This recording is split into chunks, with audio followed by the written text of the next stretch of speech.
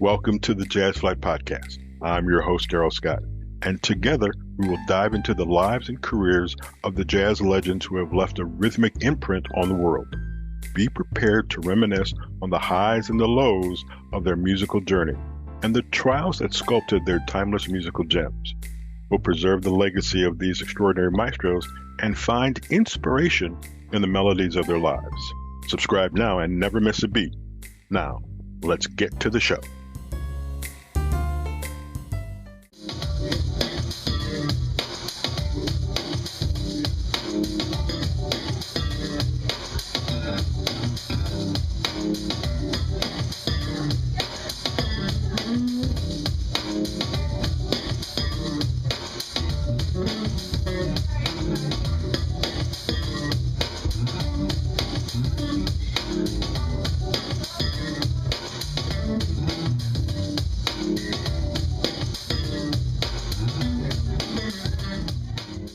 Greetings, everyone. I'm Darrell Scott. You're about to listen to the Jazz Flyte Podcast, where we often interview guests who are musicians, who are jazz musicians especially, whether they be mega stars or whatever. This one's a little more interesting.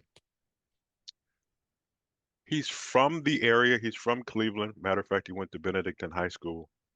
We have tons of mutual friends, tons. Herb Wilborn being one of them, and you know Herb was the first guest on my show. Ladies and gentlemen, I'd like to introduce you to André Berry. André, how are you? Welcome home. Yes, that's right. Glad to be here. Not a problem, man. So my first question is, because you are now in my highlight group of bass players. Clark, Nathan East, and now he goes blank Marcus Miller. Yeah. There's so many. Why Yes, did sir. you choose the bass in growing up? Because I would think that would be tough competition to live up to. Yeah. Well, early on, I had a really good friend named Derek Edmondson, and he and I said I was going to get a guitar for Christmas, and he was going to get a bass, and we did that. We were going to start a group. I think we were 12 or 13 years old, and Derek became really good really fast. In 2 or 3 years, he was just smoking. Mm-hmm. And so I decided he moved away, moved to Maple Heights. We were no longer in the same vicinity. And I decided, I'm going to play bass. It's easier. Obviously, as good as he got so fast. And little did I know that it was just his talent that was so good, because bass is just as hard as guitar. But I love the instrument. I love guitar. I still play that too. I play drums too. And I grew up taking piano lessons. So I'm not going to say I play them great, but I play quite a few different instruments. But bass is my main focus since I was maybe 16 years old. Who were you following at that time? Who were your bass players of choice? Ooh, still my bass player of choice. But my earliest influence was Larry Graham. Oh, okay. Big time. Thank you for letting me be myself, got it on my birthday when I was 9 years old. Mm-hmm. And I knew something was different about the bass. I didn't know what. It's like it didn't have the Motown round, warm bass. It was more, and I'm like, what is he doing? It just fascinated me. And fast forward, I got deep and then studied Larry Graham, and I still love and admire him. And I have some photos of me with him finally hanging out with my hero quite a few times. And yeah, that was my early. Then I moved on to Louis Johnson. He was a big influence. And I was blessed that years later, I got to play and fill in for him, and I play with the Brothers Johnson. Now talk about that. So Louis is world renowned as a bass player. The Yeah. group itself is, when you were a kid and I was in radio, we were playing Strawberry Letter 23. Yeah. And my favorite one is Get the Fuck Out My Face. Yeah. It's like you can't even say it. You have to sing it like they did. Right. So all of a sudden now you're filling in for him. What is that pressure of now standing in his shoes, being him? Well, at first it was daunting. I'm telling you, the very first time I got the call, just a quick story. A good friend called me at 3 o'clock in the morning, and he said, "Andre, you gonna play with the Brothers Johnson?" I said, "What are you talking about, man?" And there was a good friend of mine who lived in Cleveland for a good while, Sekou Bunch. I know Sekou. Yeah. And so he was playing at the House of Blues, and George Johnson said, "Lewis bailed on me on a few gigs. Can you do them to him?" Hmm. And he goes, "I can't, but I got your guy. I got your guy, perfect guy. He already knows all your stuff." And George called me the next day and said, "Hey, I hear you know our stuff." I said, "Yeah, I do, man." He goes, "Well, we're flying you out to Philadelphia tomorrow. We're not going to be able to rehearse. We're just going to do the show. We'll see how it goes." And I did the show and I knew all the songs. And afterwards, everybody was elated. And he goes, "You're my guy. Whenever Lewis can't do it, you're the guy, So you know." explain to me this thing. You're fast asleep, catching some Z's. The phone rings. It's Sekou. And the next thing you know, I don't know, 28, 48 hours later, you're playing with the Brothers Johnson. Right. Is there, we'll call it shock and awe? Oh man, there's fear, man. Man, driving to the airport, I was so nervous. I told my wife, if I bomb at this thing, if I don't do a good job at this, I don't know, I'm gonna be suicidal. I don't know it's what I'm gonna do, how am I gonna recover from the blow. And she was like, "You're gonna be fine, honey, you're gonna be fine." And I'm telling you, once the music clicked in, they counted 1, 2, 3, 4. My dreams and the automatic thing took over, and we just had fun, man. And it was just a fun gig, fantasy for me. So you go from Brothers Johnson, you're a big Larry Graham fan. How did we get to the jazz folks? How did you get into that? Well, at the time, I'd already been playing with some smooth jazz acts. My very first smooth jazz gig was with Rick Braun. Hmm. And I was on a gig in a little bar, and the drummer was Rick Braun's drummer. Hmm. And he looked over at me and said, "Man, Rick needs a bass player in 2 weeks. Are you available? I'm gonna recommend you." And I said, "Yeah, man." And I did a 2 week run with Rick Braun, and from that, Jeff Golub was his friend, and Jeff Golub said, "Hey, man, I want you." And then Peter White, and then Mindi Abair, and it just kept going and going. And so from Kirk Whalum to Gerald Albright, I've worked with so many different smooth jazz acts, and I was doing that kind of in the same vicinity when the Brothers Johnson gig, so I had some experience going in. When do you, obviously you're an in-demand bass player. Uh, When do you have time? Because I imagine this referral thing that you're going through with Mindi Aber, Gerald Albright, blah, blah, blah. You constantly keep working. When is it that Andre can take a night off, take a week off, um, and kind of decompress and rejuvenate? When do you have time for that? well, there's downtime, to be perfectly honest. Say for example, right now, last week I flew to Florida and played with Chris Standring. Then I came back and I had a couple of local gigs. And this coming up, I played as soon as I got back. I played with Eric Marienthal and Lee Ritenour. But then I had 3 days off, and I'm home and I'm chilling. And then I had a gig on Sunday. And so there's downtime in between to refresh and your schedule. And for me, if it's too much, then I have to shy away from the local stuff because, for example, Sanborn's band is out playing, and they're doing what they call a night of David Sanborn music. and we Mm-hmm. played in Cincinnati, Ohio, and it was a great gig. And they're using Richard Patterson as the main guy. He had the longest tenure with Sanborn. Mm-hmm. And then they used me, sparingly. I did Cincinnati, and I'm going to Baltimore on June 15th, and so I'm just glad to be in there. But when I came back, I had a gig in the morning, then I went straight to a gig in the evening, then I had a gig Sunday, and then Monday, Tuesday, Wednesday, Thursday, I'm just kapow on laying around. I'm gonna watch some TV. I'm gonna take it easy, plant some grass, do some, you know, yeah. But I'm blessed, man. But there is downtime. There's days off, and I'm thankful for that.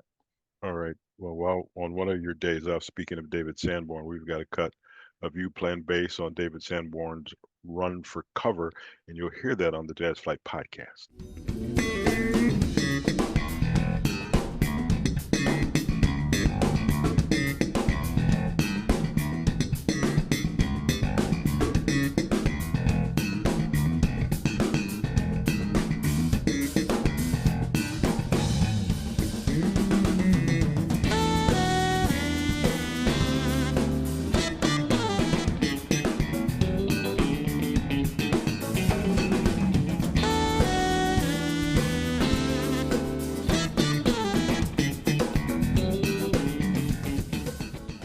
That is David Sanborn's Run for Cover featuring bass player André Berry from he's from Cleveland. That's right. Um, we won't mention the year you graduated, but our years are close together. Like I said in the beginning, we have an awful lot of friends. When Yeah. you left Cleveland and headed to LA, tell me about that process of how old were you when you did that? I was 25. So Yeah. the move obviously was for to get more notoriety, to establish your name, establish your playing. Were you nervous, or did you land on the plane and go to a gig? No, yeah, it's been a process for me. It's been a long haul and a process of one step at a time, growth and dedication over the years. Uh, I was playing with my group in Cleveland, Gratitude, and we were doing really well locally. We played a lot of gigs, and at one point we got to a point where we were playing 5 nights a week in Mm-hmm. different parts of town. Mm-hmm. And we played at the Juvade, the Chic, the Reason Why. We were just doing that circuit. Right. And it got late as things progressed. My guitar player became a fireman. My lead singer became a father to kids, and the band started getting pulled, and it was getting harder to rehearse and hard. I eventually got frustrated and said, "Guys, I want to do this seriously. I want to move to California." And I talked to my mom about it, and she goes, "What are you going to do out there?" And I said, "I'm going to play bass, Mom." "Well, you're going to do something else too." And she said, and I went to recording school at Beechwood Recording, Mm-hmm. which has served me well. Thank you, Mom. Rest in peace. She made me do that, and it has served me well because when times get lean, I engineer for different people, and I've done a bunch of CDs of my own, and I got my own project I'm doing right now. I'll tell you about that at some point. But back to the California thing, my mother looked at me and said, "Okay, well, if you're gonna go, let's book you a flight." Mm. And that made it real. And this was in September of '84. We booked the flight for March of '85, so I knew it was coming. Right. So I working, saving my money, trying to get ready. In March of '85, I got on the plane, and I had an aunt in Northern California. Went and visited her for 3 days, and then took a flight down to Los Angeles. And I had a cousin who I slept on his couch for about 4 days, and then I found a room to rent, and it was on. And the room to rent was $250 a month, and I started pounding the pavement and going to the clubs and seeing what was going on. And it was daunting because the very first bass player I saw was a guy named Jimmy Johnson, who plays with James Taylor, and he did a bunch of fusion stuff. He had a group called Flim and the BBs, Yes. and yeah, Yeah, I know about yeah, them. you remember that? Okay, great. Yes. You're one of the few people that Yeah. yeah, yeah. I got 3 CDs over there, Flim and the Oh, BBs. there you go. Well, he was the bass player I saw, and my jaw just dropped. Like, oh, that's what I got to come up to, because I'm playing funk and whatnot, and he just was so fluid and knew his instrument so well. And so I enrolled in Los Angeles City College and stayed there for 4 years. And they had a nice jazz program, and I stayed there for 4 years until I landed my first gig, and that was with the Busboys. The original bass player of the Busboys quit, and I got a call through another friend, and I ended up going on the road for about a year and a half with them. You know. Is this because it seems like everyone who I've talked to, there appears to be this, I'll call it referral thing. You Mm-hmm. know somebody, you can't do the gig, let me Right, call so and so. That right, seems to be huge because we talked about Tony Palucci earlier. And, right. and and Tony has got me 8 guests. And if I call him, he'll give me 8 more. Mm-hmm. The relationship that you all have is phenomenal to me because you would think at some point, and I'm sure there is, and we don't have to talk about it, we don't have to mention names. I'm sure there is some jealousy or, everybody ain't getting along. Everybody's not in the kumbaya choir. Right, But it right. appears to be if you can't do the gig, I got 10 people over here who'll do it and they jump at the notion. Yeah, What yeah. how do those relationships, I don't know, start or cultivate or whatever? It's very interesting. I have a philosophy that everything I've ever gotten has, well, first of all, it's been sent to me by God, but it's been through the network of people that you play with and meet on the bandstand. Right. Social media, I have not ever gotten one gig from, and so I signed off of Facebook because it just became a cesspool of people arguing, Right. Yes. and I wasn't getting any work from it. So it's like, why am I doing this? And so yeah, that network, like Tony Polizzi is funny. Tony's a great guitar player, by the way. Hmm. And he's very much in demand. We just played with Eric Marienthal and Lee Rittenauer, and we had a great time. Um, but yeah, those relationships that form on a bandstand when you're playing with the drummer and you all are clicking, and he goes, "Oh man, what's going to come out of his mouth the next rehearsal he has is, I played with André Berry the other night, or I played with so and so the other night, and we had a great time." Oh yeah, is that right? And it just Just keep it culminates from there. and so forth and so on and so forth Yeah, and so on. yeah, I just, it is, no matter who I bring up, they know somebody or will go, hey, did you talk to this person? Because like Tony got me hip to Dave Garfield, yeah, Billy Joe yeah. Shepherd, Chris Walker, uh, Right. and it's like, and I tell Tony, every now and then I just want to be the fly on the wall and hear your conversations. I told this story the other day to Jonathan Butler. I want to rent, and you'll remember this, Blossom Music Center, the Hollywood Bowl, some giant Yeah, place, yeah, yeah. and put all the people that I've ever talked to who are musicians, invite them, Wow. and then go, I just need a story. I need a story from Yeah, your life because there are stories that are like, you're kidding. How did you get from here to here? Or yeah, here, call this person, and you got this person. I yeah. I have been fortunate to have known Kirk Whalum prior to me doing this. I met Kirk many, many years ago. There's a poster there. Yes.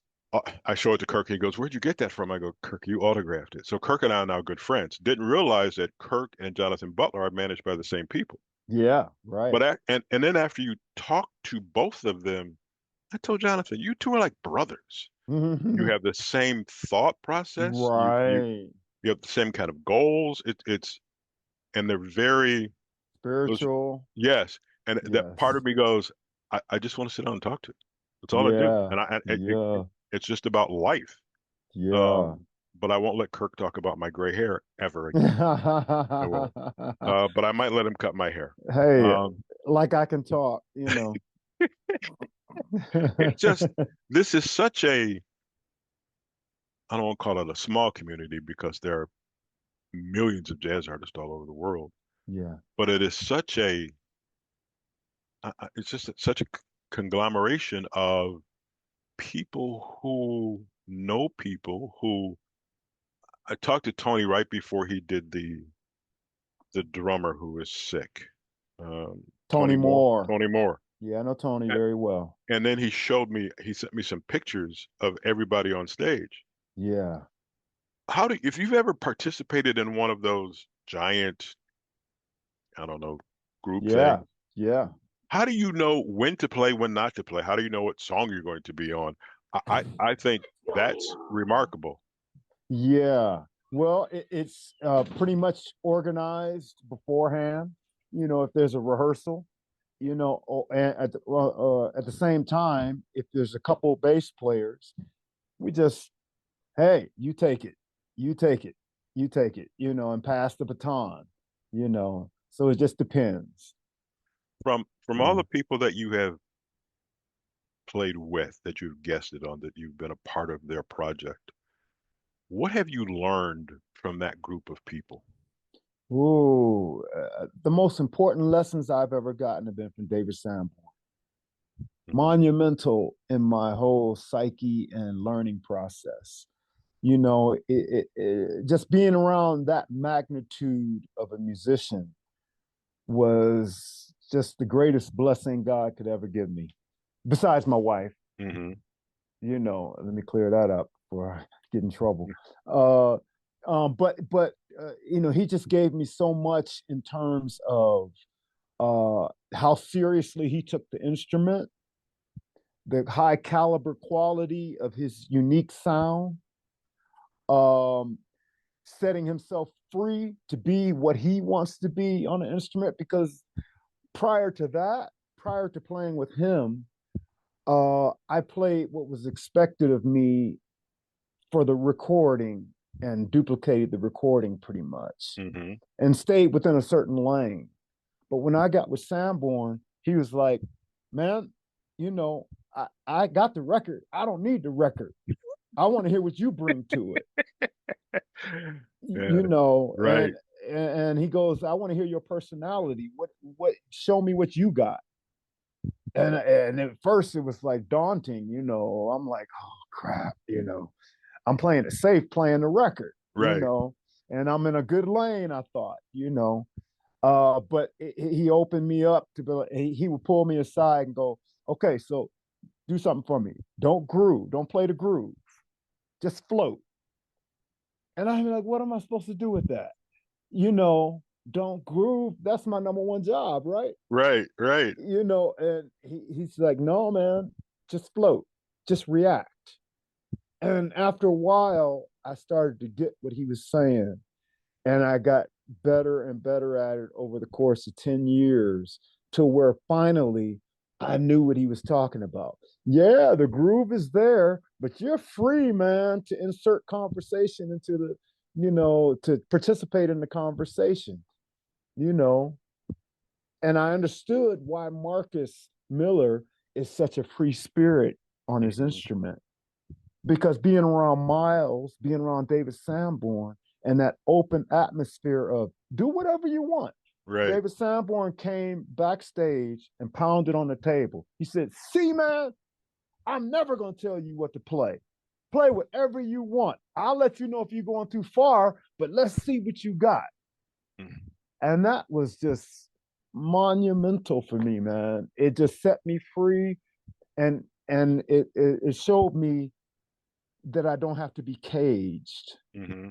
You Right. know, so now I go into other situations, man, and I might play the groove with a different slant on it.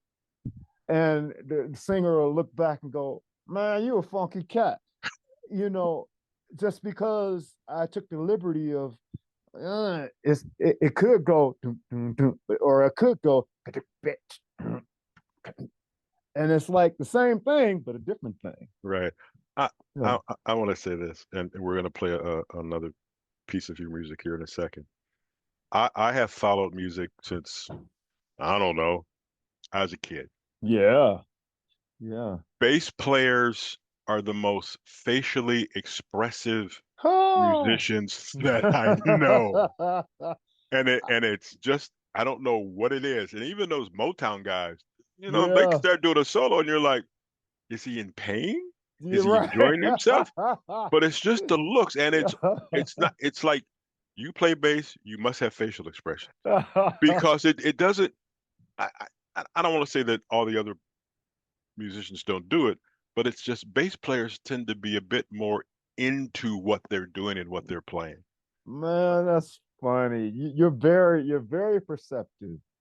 I think I enjoy music, and I enjoy, sometimes I will sit there and I will watch the piano player, I'll watch the bass player. I watched I'm hoping to get Marcus on because I saw Marcus actually in Aruba. Yeah, And he was on stage, and it's just like the looks, the expressions. When you get into a right. solo, you can tell that they feel it, or whatever. Before we go on, I want to play this track. There's I don't know, I call it a giant party that happens in California. It's the NAM, I think is what it's called. Sure, And sure. there was an opportunity for you to express your bass playing. And this is just what happens so people can see this and kind of understand it. And maybe we can get more representation, more people to come out to the NAM. So, ladies and gentlemen, this is Andre Berry's performance at the NAM on the Jazz Flyte Podcast.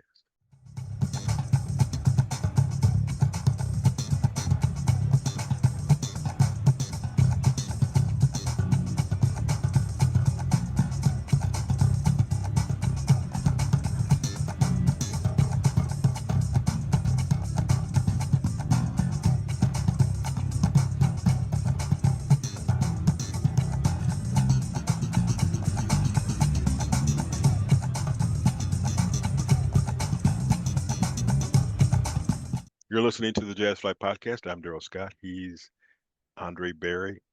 Andre, what was the most difficult part of getting this career started? Especially when you went to LA and you're kind of an unknown commodity. Yeah. What was the most, what made you continue? What made you not go, Mom, I'm coming home?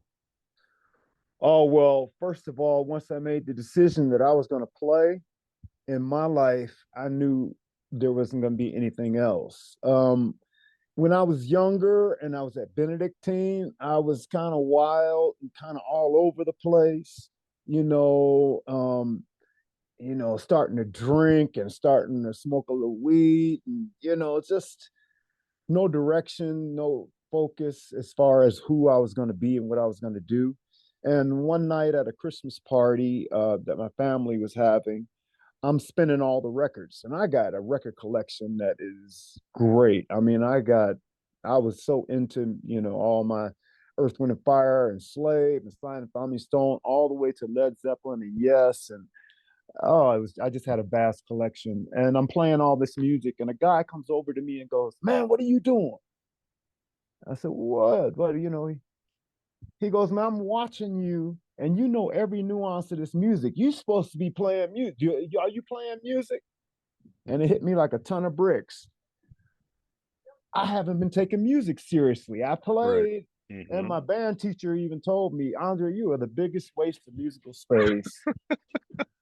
He goes, "You got talent, man, and you're just running around. I don't know what you're doing, but you ain't practicing. You ain't, you know." And at that moment, it hit me like a ton of bricks. It's time to get serious. Hmm. And once I got serious, I just never looked back. And I knew that's what I had to do because I wasn't applying myself to anything else. It's funny that you say that on a kind of different thing. In junior high and the early part of high school, they give you those tests, and your counselor grades it, and they find out whether or not you do whatever. And I can't remember what the test are called, aptitude test, maybe something like Aptitude that. test. I remember that. Yeah. Yeah. And I was just like that. He sits me down and goes, "You just don't apply yourself. You don't." And don't get me wrong, school was easy 1 through 8. Mm. And then it's like, well, if this first part was this easy, why am I busting my butt for 9 through 12? He goes, Mm. once you apply yourself, he goes, Joe, the sky's the limit. So then I went out and took an IQ test, and I will not tell you what my score was. Um, I know it was high. it was. Yeah, I So know. it's just one of those things that it takes somebody to tell you, and I think that's the Mm. biggest part of it. You have Yeah. to hear it from somebody else, and and Yeah. and you have to hold them in, I'll say, high regard to bring out Yeah. the best in you. Um, Yeah. dude, this is fun. We won't talk about high school stuff now. You mentioned earlier that you're starting to get your own band together. What's that about? Yeah, man, I got a real hot thing happening. And it's a different approach to music than I ever have taken. And I got to have a trio. And what I'm doing is I've created in my home studio backing parts with my group. And if you can see this contraption, Jeez. uh, this is my workstation that goes on stage, the fourth member of the band. Hmm. And I operate it. And I bring in different parts of the song, different parts, hit the background vocals, hit the when it's time, and I sing and play bass. I have a drummer that has an electronic kit that looks like an acoustic kit, and he can go from a hip hop tight kit to a big rock set to timpanis to African percussion. And we have worked out that, and I have a saxophone player that also plays an electronic wind instrument, and he does orchestral stuff. So we played Saturday night, and the response was awesome. And we're embarking on a CD. We got our first song done, and we have to have it done by September. And the name of the group is DAP, the Digital Audio Project. Nice. And it's something very futuristic. It's a beautiful sound. It's a very orchestrated and unique way we're doing things, and I'm very excited about it. Cool. Very Well, excited. when this comes out or whatever you want to release, please let us know, and we'll get it out Absolutely. to our whole social media. And like I said, hopefully you come back to Cleveland and we can have uh, kind of a high school reunion or people Yeah. who played together, because I'm sure there are other people here in town who know of you and would love to see you. Well, a good friend of mine, Rick Marks, sings with Michael Calhoun and the Daz band, Right, Kinsman Daz, right. and he's the lead singer. And we grew up together. He was the lead singer in my group. And so, yeah, but my friends are still doing things. It,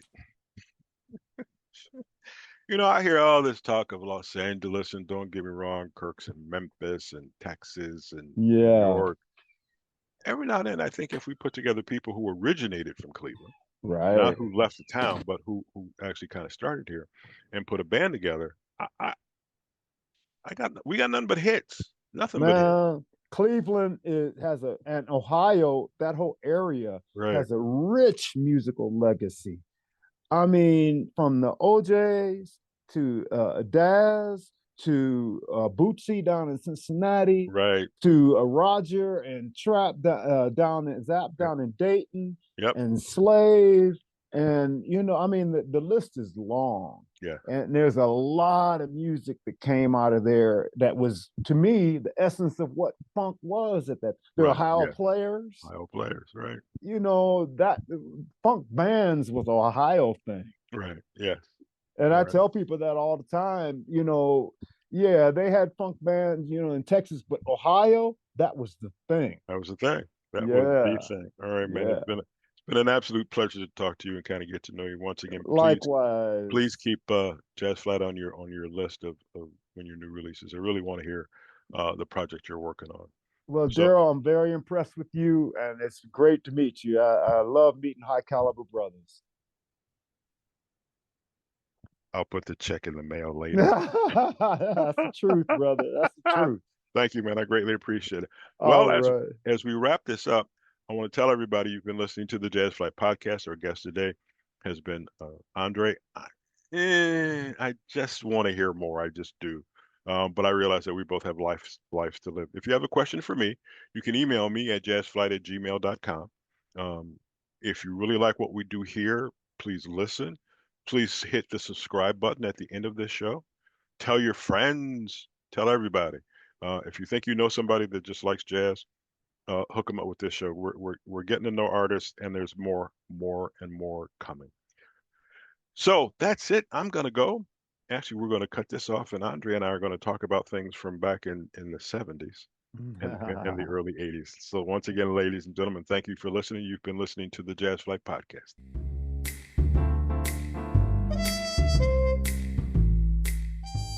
Thank you for tuning in to the Jazz Flyte Podcast. I hope you enjoy these stories and soulful melodies that grew through the doors of time. If you want to stay connected with the latest updates and episodes, don't forget to subscribe to my channel and hit the notification bell. Until next time, I'm Darrell Scott.